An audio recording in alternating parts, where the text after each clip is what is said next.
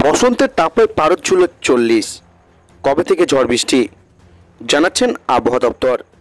তো বন্ধুরা, উত্তরবঙ্গ সহ দক্ষিণবঙ্গে কোন জেলাগুলি তাপপ্রবাহের সতর্কতা জারি করছে আবহাওয়া দপ্তর, বিস্তারিত জানতে হলে ভিডিওটিকে প্রথম থেকে শেষ অবধি সম্পূর্ণ দেখবেন।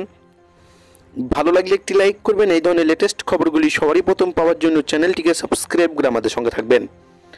তো চলুন এক নজরে দেখে নেওয়া যাক।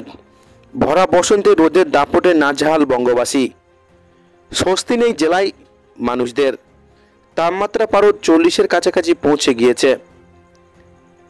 এখন থেকে গরমের দাপট অনুভব করা যাচ্ছে জেলায় জেলায়।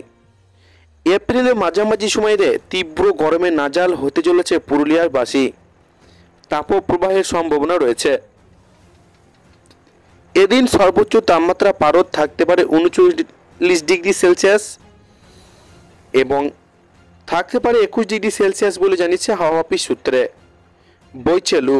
তাপমাত্রা পারদ ওঠানামা করছে আবহাওয়া পরিবর্তনের সঙ্গে সঙ্গে। দক্ষিণবঙ্গে আপাতত ঝড় বৃষ্টির সম্ভাবনা নেই। আগামী কয়েকদিন আবহাওয়া শুষ্ক থাকবে। পুরুলিয়া, বাঁকুড়া, ঝাড়গ্রাম, পশ্চিম মেদিনীপুর এবং পশ্চিম বর্ধমান জেলার তাপমাত্রা থাকবে স্বাভাবিকের চেয়ে 4 থেকে 5 ডিগ্রির বেশি। আগামী শুক্রবার পর্যন্ত তাপমাত্রার সম্ভাবনা রয়েছে। তাপপ্রবাহ সম্ভাবনা রয়েছে এই জেলাগুলিতে। বাতাসের আর্দ্রতা পরিমাণ বেশি থাকায় ভ্যাপসা গরম এবং অস্বস্তিকর গরম থাকবে। উত্তরবঙ্গে তাণ্ডব লীলা চালিয়েছে ঝড় বৃষ্টি। তার জেরে প্রাণ হারিয়েছে অনেক মানুষ। উত্তরে দার্জিলিং, কালিম্পং, জলপাইগুড়ি, কোচবিহারে বৃষ্টির সম্ভাবনা রয়েছে। বজ্রবিদ্যুৎ সহ ঝোড়ো হাওয়া এবং বৃষ্টির সতর্কতা জারি করছে হাওয়া অফিস। আগামী 2 থেকে 3 দিন ধীরে ধীরে পরিবর্তন হবে আবহাওয়া, এমনটাই পূর্বাভাস মিলেছে। বসন্তের মধ্যে গরমের দাপট যথেষ্ট রয়েছে। রোদ বৃষ্টির দাপটে নাজেহাল বঙ্গবাসী। আবহাওয়ার বিশেষ পরিবর্তনের সম্ভাবনা রয়েছে 2-1 দিনের মধ্যেই।